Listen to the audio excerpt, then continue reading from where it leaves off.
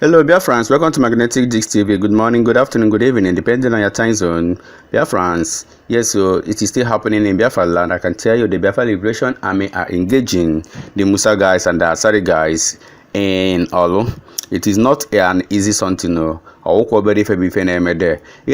this video now, you can see the elections, you can see the bullets, you can see if you watch fighter jets, and the Biafra Liberation Army.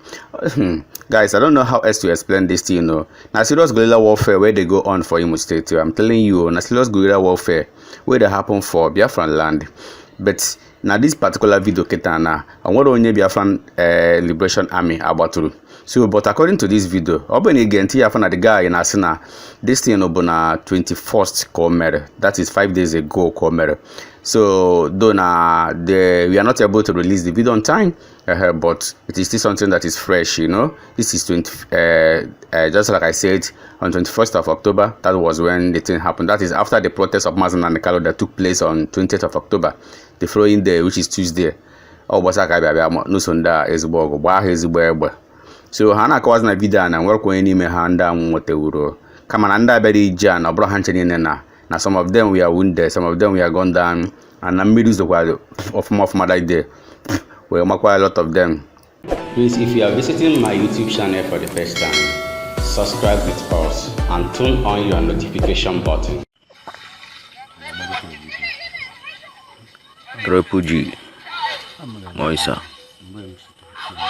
Baile ihe ndị agbara nyaahụ bụ 21st of October 2025. Ọya ga ndị mere anyị fa ma ndị niile ha dị involve ha kakwa nkụ.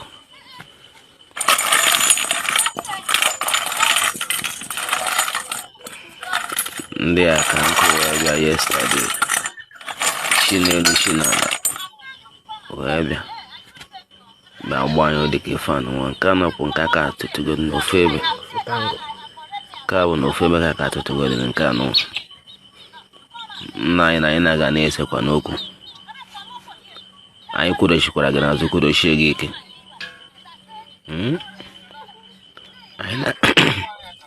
anyị na-aga isokwa na-eje ọha ka ase ka anyị gị report ihe ndị a mere anyị nyaahụ bụ 21st of October 2025 ka ha chanye wee bịa but na happy anyị dịgodi bụ na mmiri marafa ha ketegidere ya hei ọbara ha wụrụ n'ala karịkwa ka ha nwane mere respect ndị wọsa. It is still to let you guys know what is still going on in Biafran land between the Biafran Liberation Army and the Musa guys. Ndị niile ha dị involve ha kakwa nkụ.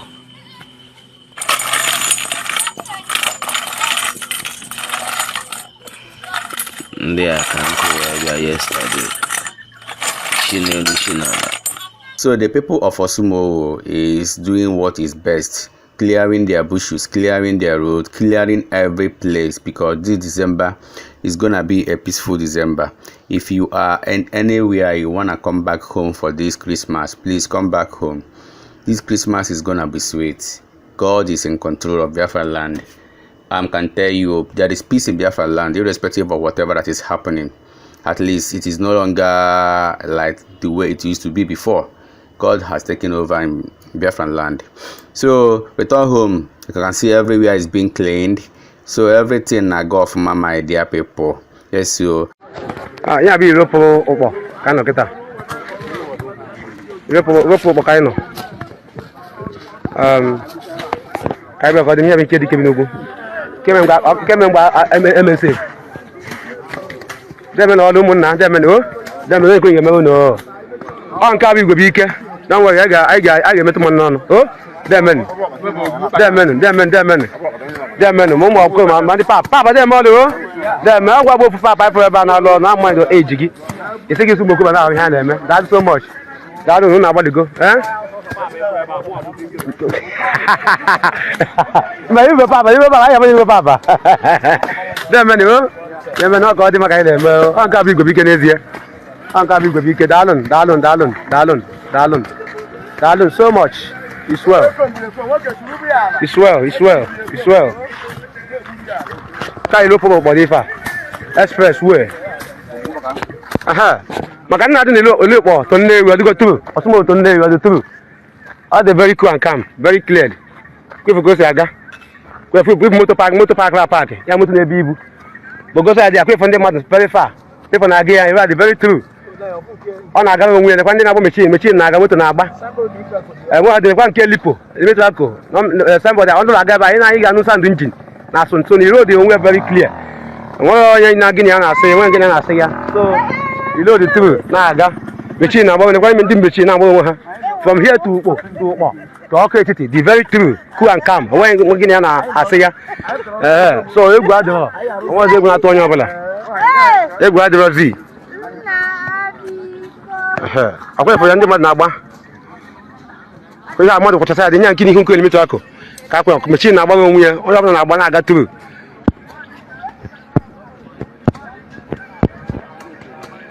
Ya na we sin newe abia dey fa. Newe ko yan se abia now. Akwa for here. O ga onwe very true. Na agba abia. So we ho yan gina jo ndey just child iseke lead okay 80. Na the road very true. Mana Ikenga Uruago cannot complain something. Ikenga Uruago made this video claiming that Gentle the Yahoo was the person that buyed this our sister that is in army. That it is Gentle the Yahoo and his boys that buyed her. And Gentle the Yahoo was notorious and so many things he said against Gentle the Yahoo and even against Mazen and Dekalo. Just listen to Ikenga Uruago. Afambo Ikenga Uruago. And in na kokum if when you mintinye. After this girl bo PP Johnson. And this PP Johnson bo onyame Nigeria. If you wetie bo kan wele akuziere ifema. And that wapana ngifeme PP Johnson. Mana kan bido ni femelo PP Johnson. PP Johnson bo nwatakele parcel out na Nigeria Defense Academy na 2022. Ewe lute na that December. PP Johnson na wesi ki aje visit grandmother na Okigwe Imo State. Maka na nya na grandmother dey etua. Mana mgbe PP Johnson malitere njema. Nne na nya na onwe amalgo na-enwego this kind of insecurity and this rhetoric of naturally full only Igbo ọbụna nọ na army ma ọ bụ na police ma ọ bụ si gbuo ndị army gbuo ndị police banye na ndị Kano. PP Johnson nwere idea na-enweghị ife na-etu anụma amaka ife nka o nwere onye o mere ka ọ mata na ya bụ onye army nne ya na onwe ya enwekwana onye mme ya mere ka ọ mata na nwa ya nwaanyị bụzi onye army. Mana o nwezi ebe ha mee mistake. O nwere anti PP Johnson nwe Biafra. Ịma na ụmụ nwaanyị na-ele Biafra na akụta Asari. As in ile ha n'ofu ebe. So anti PP Johnson anụwa ji obi aṅụrị na-agwa ndị mmadụ na nwa ha nwaanyị bụzi onye army. Mana ọ mara na ndị army bụ target na ndị polisi bụ target. PP Johnson na wee jeluo na nke grandmother ya na Okigwe wee ruo n'ime abalị Gentle the Yahoo na ndị otie bata wee bịa kpụrụ PP Johnson. Not only na ha kpụje PP Johnson, ha jidegodo grandmother ya kụọ ya ezigbote ife metụta ya aka ebe dị ya na hapụ grandmother ya jewa kpụrụzi ya PP Johnson. Mgbe anti PP Johnson for kebu PP Johnson happen. Being normal go, some of the things Umazi are capable of doing. Omagole ni machine churo Umazi be Gentle the Yahoo whatever. And as I'm talking to you, till date, Ntuan anti-esi we sino na ampo well water. Afuga yani also. Man if I measure PP Johnson bona, ndo tu Gentle poro ya. Mgbe ndị amị nwetara ozi na abia call PP Johnson abido chobia jiri maka akụkọ a whole lot of place mana enweta nwa PP Johnson before you know it gentle tụpụta video ebe ha jide PP Johnson torture ya rape ya mee ife dị iche iche nwatakịrị was looking so malnourished because of torture na ife gentle na ndị ochie mere gentle na video ahụ wee bido kwuo kwuchasị na ọ chọrọzi ifu onye Igbo nọ n'amị maọbụ na polisi and kelee ebe gentle si wee nweta ya ọnụnụ na ndị Kanu before you know it egbuo PP Johnson na ọ nwee ife nchọka ịmata ọ bụrụ na o nwere ihe PP Johnson mee not because of dangerous ideology and kela ideology onye not only dangerous ideology and the rhetoric of Nnamdi Kanu gentle kpụrụ PP Johnson wee maka na Nnamdi gwa ha no zoo army and zoo police Nnamdi gwara ha sị no ndị ti ndị ogbu mmadụ in army uniform no ndị ti in police uniform ịma na ndị Igbo siri ichi igbu nkịta gị iburu ụzọ nye bad name o wee kwe ugbuo dị nkịta ifugo how dangerous ọ dị he uses some certain words to describe something ọ nọkọ ịpụta kịta asị gị na Nigeria bụ ife dị etu a ifu na that hatred ya dey grow in you because o nwega fata dị Nigeria and before you know it you be a complete sadist in agazi in a hate your country for no reason because one mentally ill person gwaginozu. Now if you want to the story of PP Johnson, but we have to be careful. Yes, you have right of criticism, but don't be destructive about it. Now freedom of speech is guaranteed, but what about freedom after speech? Before you think. But a whole lot of people knowing problem today be here put normal. So if I were borrow the story of PP Johnson, can you feel the dangerous ideology of Nnamdi Kanu and the rhetoric of Nnamdi Kanu? You can't doubt it. You can't argue it. You can't try to defend Nnamdi without looking stupid. That's just the fact. But no ideology be favourable PP Johnson. So I'm now a whole lot of things it's going on. Everyone is trying to stop Ikenga from speaking. But I want to assure them, I will not stop. I will keep speaking. So in this video, you can see this young man who went to the market to buy some traditional things that he wants to use, just from some, personal things, because before all these things were going on in Biafra land, this market was closed, but now the market has reopened again for good, for good, because it's not going to be closed again, amen. So this man now is explaining things he's seeing in the market and how some items are being costly. Good morning.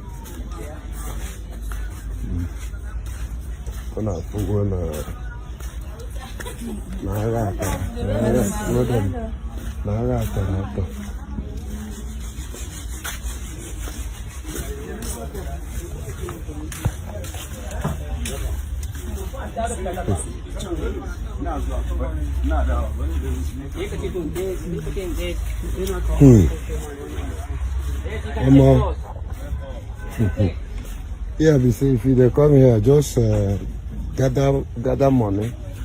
Because you know, we come here finish, you know, we buy anything. They hard.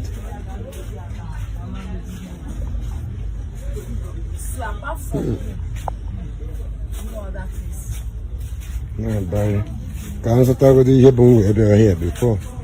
Never knew that thing.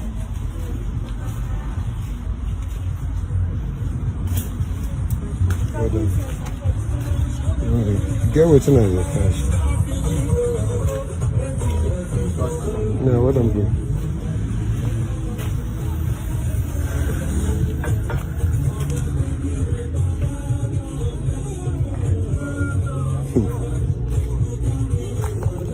Oh no, my head here. One more.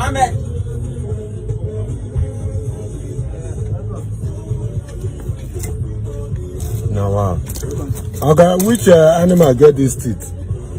You get elephants and lion. Elephant. Lion teeth and elephant tusk. Sorry. Which animal get this? Camel. This elephant will know it.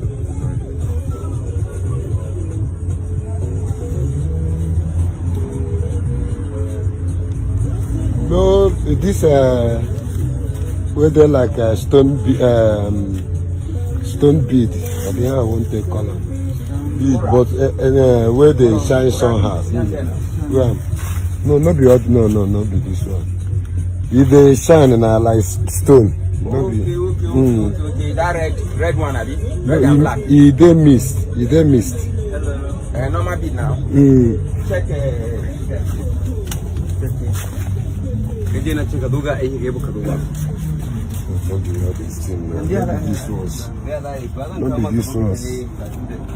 Not be these ones. Get picture. Not be these ones. They design am like this, but now he get weight. He dey like stone, but I don't know whether it's a stone. Which side they find? No, waiting at the time. ụmụnne m ekene m unu ife awụ kansi wee jee wee zụta ife eji etinye ọjị were aga ọfọ nke bụ eziokwu na ịbata n'ime ahịa ụfọdụ ndị na-ajụ m ka ebe ahịa anọ ka ebe ahịa anọ nke bụ eziokwu mgbe m garukwere ebe ahụ mgbanere nnọọ ka m jụta aha dị ahịa mana enwe onye n'ime ha nwere ike ịkọwanwu dị ahịa ahụ mgbe na-achọpụta na ya bụ ahịa nwere afa even ndị gaburu ebe ahụ mbụ wee nye m the location ebe ahịa anọ ha kpọnwụ aha ahịa ha nyere m enwere one estate nọ close to that ahịa ya na-akpọ aha that estate